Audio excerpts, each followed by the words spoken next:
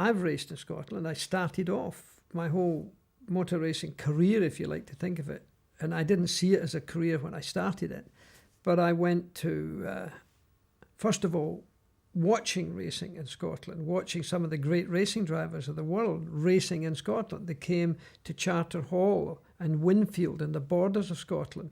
And I saw people like Ken Wharton, I saw Gonzalez, I saw Reg Parnell, I saw Stirling Moss, I saw great names there. And then I went to the hill climbs because there was British Hill Climb Championship races at Bowness, and then Rest and Be Thankful.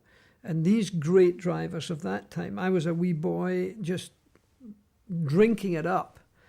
And in those days, it was really an exciting thing for me to be looking at. And probably one of the reasons I got bitten by the bug was what I first saw in Scotland.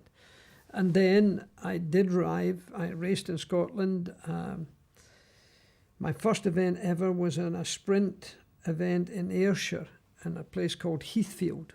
I finished second to a man from Newcastle called Charlie Harrison. He beat me in a TVR and I was in a Porsche. But then I got more competitive and I raced at Charter Hall in the borders of Scotland, at an old disused airfield, which again had hosted enormous names over the years. I did the Rest and Be Thankful hill climb. I did the Bowness hill climb. Rest and Be Thankful is one of the most beautiful places in the world to be. It's a glen or a valley, as the English or Americans might call it. And it's surrounded by a wonderful mountain called the Cobbler. And it's an old road that weaves up from very low down, almost sea level, right up to probably, not very high, but probably at least 2,000 feet, maybe a bit more.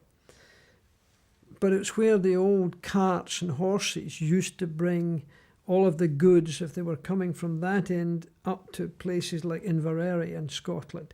They would have to go up the Rest and Be Thankful because it was so steep and so long, they had to be rested and be thankful that they had made it. So I still go back there and I still get a lump in my throat when I'm there because the beauty of it is just sensational. And of course, it's a little bit part of the history of my beginnings in motorsport.